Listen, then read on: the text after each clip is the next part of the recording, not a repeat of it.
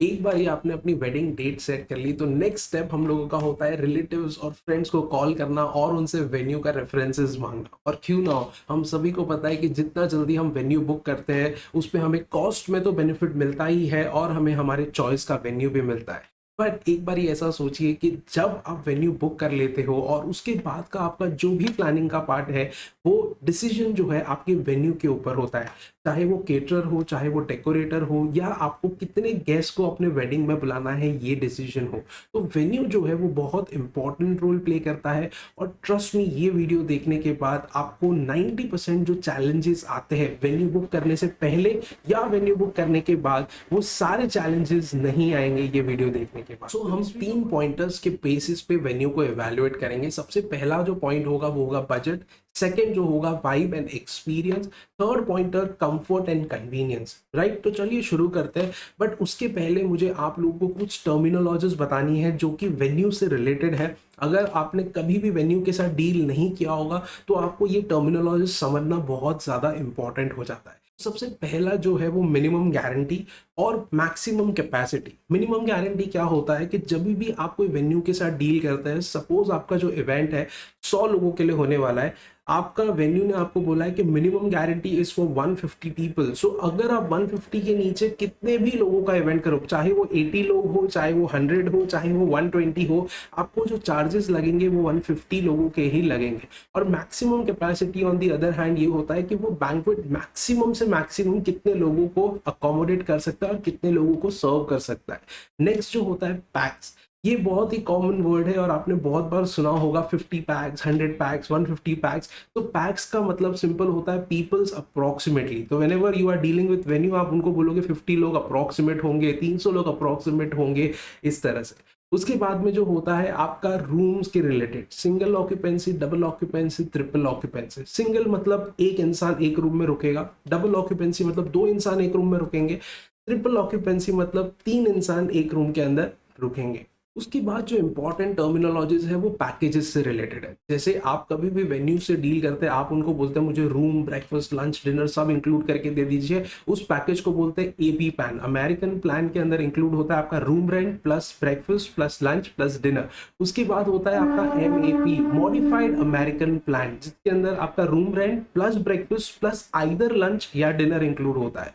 उसके बाद आपका होता है सीपी प्लान, कॉन्टिनेंटल प्लान, जिसके अंदर आपका room rent plus breakfast complimentary होता है।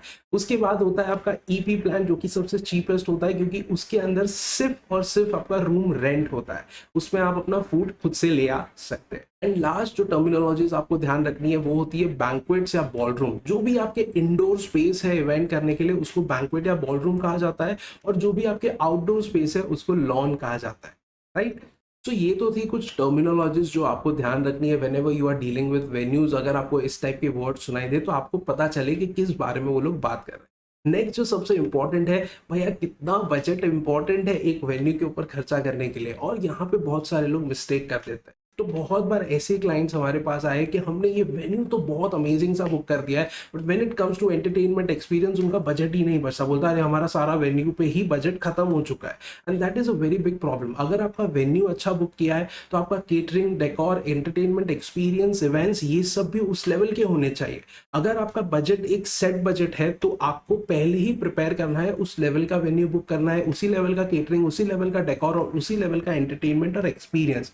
तो कितना बजट इनफ होता है वेन्यू के लिए? सो आइडली हम लोग ने बहुत सारे शीट्स और हम लोगों की एनालाइज की, तो 30 से 40% मैक्सिमम आप एक वेन्यू के ऊपर स्पेंड करें तो एक अच्छा अमाउंट है। अगर आपका बजट 10 लाख का है तो 3 लाख से 4 लाख आप वेन्यू पे खर्चा कर सकते हैं। अगर आपका बजट 20 लाख का है तो आप 6 लाख से 8 लाख खर्चा कर सकते हैं। अगर आपका बजट 30 लाख का है तो 9 लाख से 12 लाख खर्चा कर सकते हैं। अगर 1 करोड़ का बजट है तो वही आप 30 लाख से 40 लाख रुपए आपके वेन्यू पे खर्चा कर सकते हैं। तो आप 30 से 40% आप अपने वेन्यू पे मैक्सिमम खर्चा करिए। बाकी का जो भी परसेंटेज है आपको केटरिंग में भी खर्चा होगा, डेकोर में भी होगा, इवेंट्स वाले पार्ट में भी होगा, हो सकता है लॉजिस्टिक्स में भी हो, बहुत सारे जगह है, फोटो वीडियोग्राफी में भी खर्चा होगा। उन सब चीजों के लिए भी बचा के रखिए and that is a good amount to spend on venue.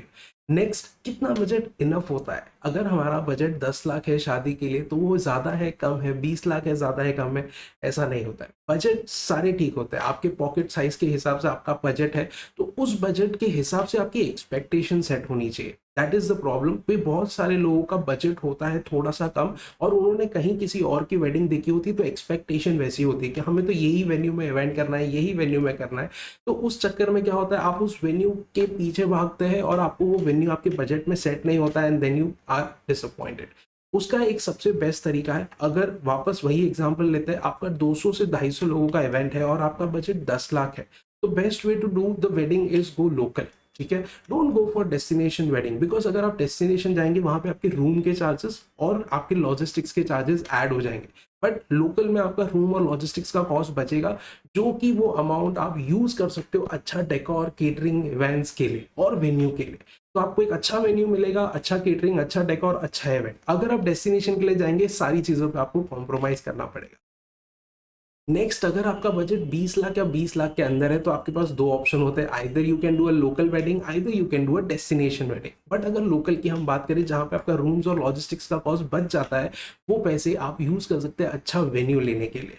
4 star property आप ले सकते हैं और आपका बाकी का इवेंट भी उसके अंदर पॉसिबल हो जाएगा। बट अगर आपको डेस्टिनेशन वेडिंग करनी है, तो go for a 3 star property. ठीक है, और उसी के साथ साथ में आपका इवेंट और डेकोर उसके हिसाब से आप कर सकते हो। बट इसमें आपको ध्यान ये रखना है कि जो डेस्टिनेशन है, अगर आपका 20 लाख के अंदर का बजट है, बहुत ज्यादा दूर का डेस्टिनेशन मत देखिए। आप डेस्टिनेशन वो देखिए जो आपके रेडियस के अंदर हो, 150 से 200 किलोमीटर्स के अंदर तक हो, तो आप लोगों का बजट बैठने के चांसेस है। तो अगर आपका बजट 30 लाख और 30 लाख के अंदर है, तो आपको कुछ नहीं करना है, मुझे कॉल करना है, स्माइल इवेंट्स पे जाना है, मुझे कॉल या मैसेज कर दो, मैं आपका इवेंट प्लान करने में आपको हेल्प कर दूंगा।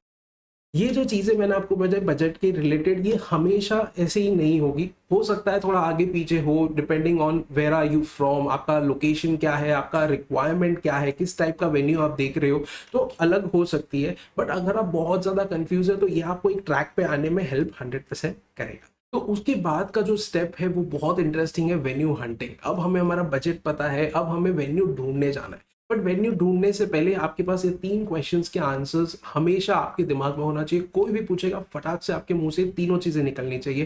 First is number of PACS, कितने गेस्ट आने वाले हैं।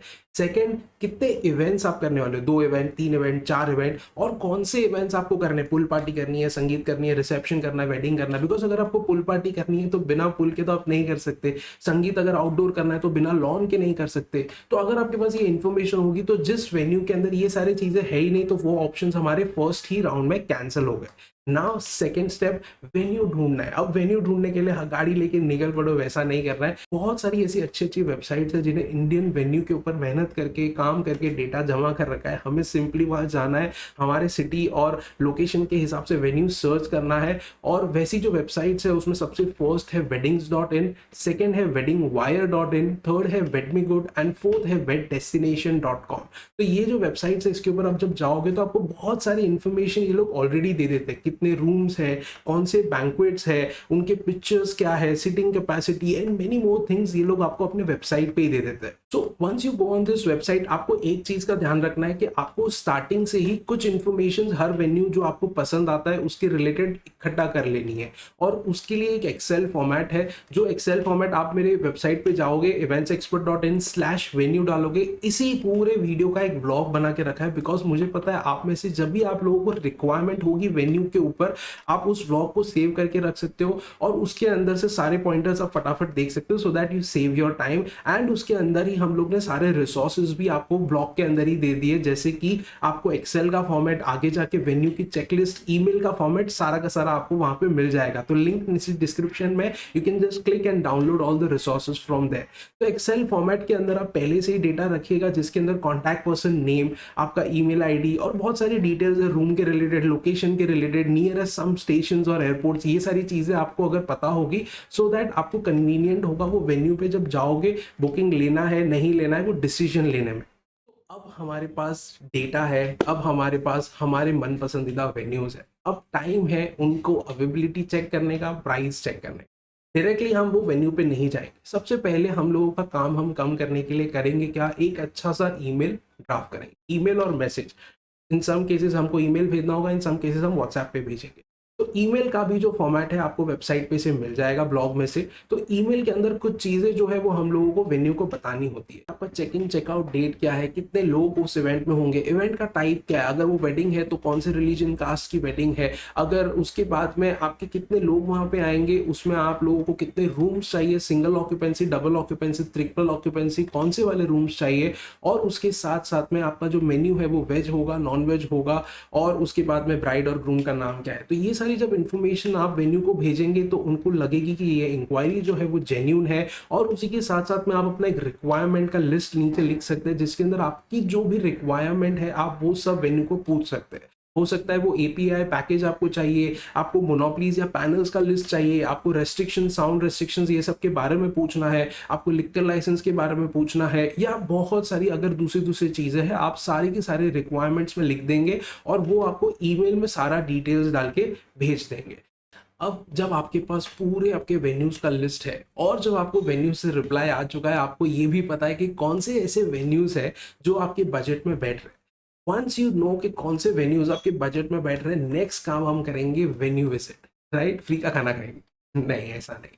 सो वेन्यू पे हम जाएंगे, बट वेन्यूज पे जाने के पहले भी हम लोगों को पता होना चाहिए कि वो वेन्यू पे जाके किस तरह से बात करना है और कौन सी चीजें जो है वो हमारे पास होनी है, कौन से क्वेश्चंस उनको पूछने हैं, उसकी भी चेकलिस्ट आपको ब्लॉग से मिल जाएगी। बट अभी हम थोड़ा बहुत डिस्कस कर लेते हैं कि कौन से ऐसे पॉइंटर्स है जो इंपॉर्टेंट होता है एक वेन्यू में जाके बात करना। तो सबसे पहला मिनिमम गारंटी और maximum capacity for the venue, वो सारी डिटेल्स आप ले लेंगे। नेक्स्ट, फ्लोटिंग कैपेसिटी और सिटिंग कैपेसिटी विद और विदाउट स्टेज। इसका मतलब क्या होता है कि अगर आपके गेस्ट आ जा रहे हैं, अगर 500 गेस्ट है तो 500 के 500 गेस्ट एक साथ में नहीं आएंगे, कुछ 200-300 वेन्यू के अंदर होंगे, फिर वो जाएंगे, दूसरे आएंगे। तो फ्लोटिंग कैपेसिटी क्या है उस वेन्यू का। और अगर आपका सिटिंग कोई इवेंट है, जैसे वेडिंग के टाइम पे मॉर्निंग का लंच वहां पे एक साथ में सारे गेस्ट बैठ के खाएंगे, तो सिटिंग अगर सारे गेस्ट एक वेन्यू के अंदर बैठे तो कितने लोग आ सकते हैं, और विद स्टेज कितने आ सकते हैं, विदाउट स्टेज कितने आ सकते हैं, ये सारा डिटेल्स आप लेंगे। उसके बाद में कोई आपके जैसा इवेंट आपके 1-2 दिन पहले या 1-2 दिन बाद में है क्या, ये कब आपको काम आएगा, अगर इन केस आपका आगे जाके बजट ऊपर जा रहा है, राइट? आपने केटरिंग अच्छा बुक कर दिया, डेकोर अच्छा बुक कर दिया, आपने स्माइल इवेंट्स को बुक कर दिया, आपका बजट शायद ऊपर जा रहा है, तो आप क्या कर सकते हैं, आपके आगे पीछे के डेट्स देख सकते हैं। अगर कोई सिमिलर इवेंट है तो आप वो वेंडर्स से बात कर सकते हैं, उनको बोल सकते हैं देखिए आपका जो सेटअप है उसमें आप कुछ ही चीजें हमारे में यूज कर लीजिए, और हमारे में जो चीजें आप अपने क्लाइंट को कन्विंस कर दीजिए, आपको दोनों को बेनिफिट हो जाएगा। उस वेंडर को 2 इवेंट्स मिल रहा है, आपको भी अच्छा सेटअप मिल जाएगा जो ऑलरेडी एग्जिस्टिंग वहां पे होने वाला है। तो डेकोरेटर का भी बेनिफिट है, आपका भी बेनिफिट है। नेक्स्ट, आपको होटल से मांगना है सारी लिस्ट ऑफ सर्विसेज कि उनके इस पैकेज के अंदर क्या क्या चीजें इंक्लूड है, सिक्योरिटी, पार्किंग, जो भी XYZ सारी की सारी चीजें होटल से बोलनी है कि आप उन्हें लिख के दे दीजिए, ताकि आगे चल के कोई भी कंफ्यूजन ना हो। उसके बाद में कोई भी इंक्लूजन्स जो होटल दे सकता है, वो लाइट्स हो, साउंड हो, प्रोजेक्टर्स हो, या इलेक्ट्रिसिटी हो, कितना के भी इलेक्ट्रिसिटी वेन्यू दे सकता है, ये सारी डिटेल्स आप वेन्यू से लिख के ले सकते हैं। उसके बाद में नंबर ऑफ रूम्स, कितने रूम्स होटल के अंदर है, कितने रूम्स वो हमें दे सकते हैं, क्या हम पूरी प्रॉपर्टी बाय आउट कर सकते हैं, ये सारी चीज़ों का इन्फॉर्मेशन हम ले लेंगे। उसके बाद में single, double occupancy, triple occupancy का रेट्स क्या है, ये तो हमें पता ही है, right? Any other hidden cost, क्या कोई हिडन कॉस्ट है, जीएसटी या कोई भी ऐसा कॉस्ट है जो इसके अंदर इंक्लूड नहीं है, या डिपॉजिट्स या रॉयल्टी, वो भी हम वेन्यू से अपफ्रंट पूछ लेंगे, राइट? उसके बाद में रूल्स एंड रेगुलेशन, साउंड के रिलेटेड, ड्रोन्स के रिलेटेड बहुत सारे रूल्स एंड रेगुलेशंस होते हैं, लाइसेंसेस एंड परमिशंस होती है, इंटरनेशनल होस्टर्स, साउंड का, फिर आपका फायर का, या आपका स्टेज प्रोडक्शन का, राइट? तो ये सारी चीजें भी हम पहले ही जान लेंगे। उसके बाद में सेटअप टाइम, कि हम लोग ये वेन्यू तो बुक कर रहे हैं सपोज इवनिंग स्लॉट के लिए, क्या हमें ये 1 दिन पहले मिलेगा, 2 दिन पहले मिलेगा, या 1 रात पहले मिलेगा, कितने टाइम पहले वेन्यू मिलेगा सेटअप के लिए? तो क्योंकि आपकी जो भी टीम होगी सेटअप करने के लिए, उनको भी टाइम लगेगा, तो वो भी आपको कन्वीनियंस देखना है, convenience and comfort of you,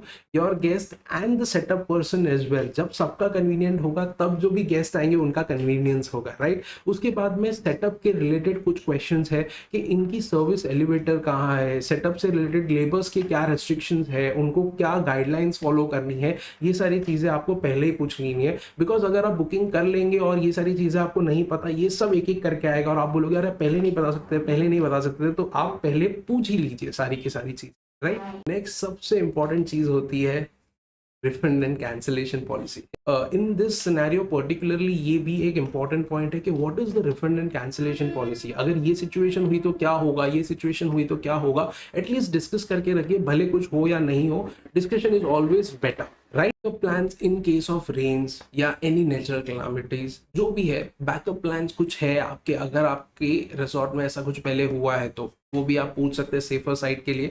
उसके बाद में लेआउट ऑफ द वेन्यू, जिसके अंदर आपका पूरा का पूरा फ्लोर प्लान होता है, कहाँ से एग्जिट है, कहाँ से एंट्री है, कहाँ पे आपकी क्लियर हाइट कितनी है, आपकी वेन्यू का लेंथ, डायमेंशंस, जो भी सारी की सारी चीज़ें इस लेआउट के अंदर होती है, और ये आपको प्लानिंग करने में बहुत ज़्यादा मदद करती है when you have it with yourself in hand, right. So with this आप लोगों के पास अभी ऑलमोस्ट सारी इन्फॉर्मेशन है और आप अपना वेन्यू बुक कर सकते हैं। बट वेन्यू बुक करने से पहले एक तो मैं आपको कॉस्ट सेविंग टिप्स देना चाहूंगा, और एक सबसे बड़ी चेतावनी देना चाहूंगा कि आपको किस टाइप का वेन्यू को फर्स्ट प्रेफरेंस देना है। सबसे पहला प्रेफरेंस जो आपको देना है वो होता है जिस वेन्यू के अंदर वो आपको आउटसाइड वेंडर्स अलाउ कर रहे हैं। इसका सबसे बड़ा बेनिफिट ये है कि अगर उस वेन्यू का किसी वेंडर्स के साथ टाई अप है और उसका कॉस्ट बहुत ज़्यादा आगे जा रहा है, तो आपके पास ऑप्शंस है, आप दूसरे वेंडर्स के साथ काम करा सकते हैं, राइट। बट बहुत सारे वेन्यूज के अंदर पैनल्स होते हैं कि हमारा जो है यही पैनल्स में से आप वेंडर्स सिलेक्ट कर सकते हो। Even that is good option, because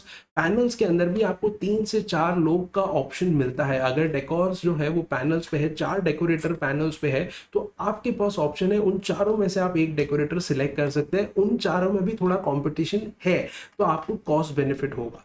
next जो सबसे बुरे वेन्यूज मुझे लगते हैं वो होता है विथ मोनोपलीज। ऑल्दो वो लोग पैसे भरते हैं तो उसमें कोई ये नहीं है, बट एज अ क्लाइंट आप लोग जब मोनोपली वाले वेन्यू विदाउट नॉलेज बुक कर लेते हो, तो प्रॉब्लम ये होती है कि अब आपने वेन्यू बुक कर दिया है, आप रिफंड नहीं ले सकते और आपको उसी वेंडर्स के साथ काम करना है। And now they are the raja और the king of the venue. वो आपको जो कॉस्ट देंगे, आपको उसमें कराना है तो कराओ, नहीं कराना है तो आपके पास ऑप्शन ही नहीं है।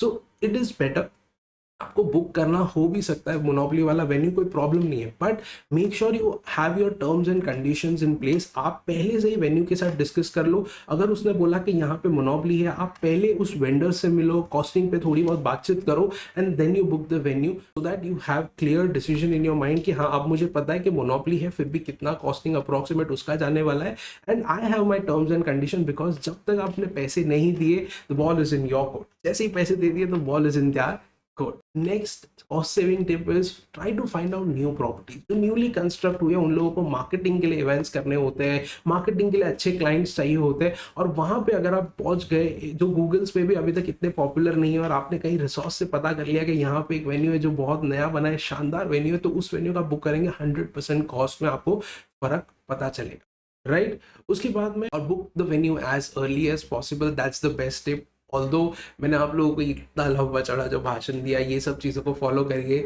ब्लॉग पे जाके सारे रिसोर्सेज डाउनलोड कर लीजिए, कंप्लीटली फ्री है। आप लोग ब्लॉग को सेव कर लीजिए, सो दैट आपको कभी भी वेन्यू बुकिंग करना हो तो आप कहीं पे भी फंसे नहीं। और उसी के साथ एक और गुड न्यूज़ है कि मैं पूरी की पूरी ये वेडिंग प्लानिंग जो सीरीज़ है, इसके अंदर एक एक वेंडर्स कवर करने का ट्राई करूंगा, और जितना जल्दी हो सके, मोस्टली हर वीक में एक वीडियो रिलीज हो जाएगा फ्राइडे को, राइट। सो इस वीडियो को आप फॉलो करिए। और अगर आपने पुराना वाला वीडियो मेरा नहीं देखा है, wedding planning step by step, right, वो वीडियो को देखिए, बिकॉज उसके अंदर मैंने प्रोसेस बताया, एक एक प्रोसेस कैसे आपका वेडिंग का होना चाहिए।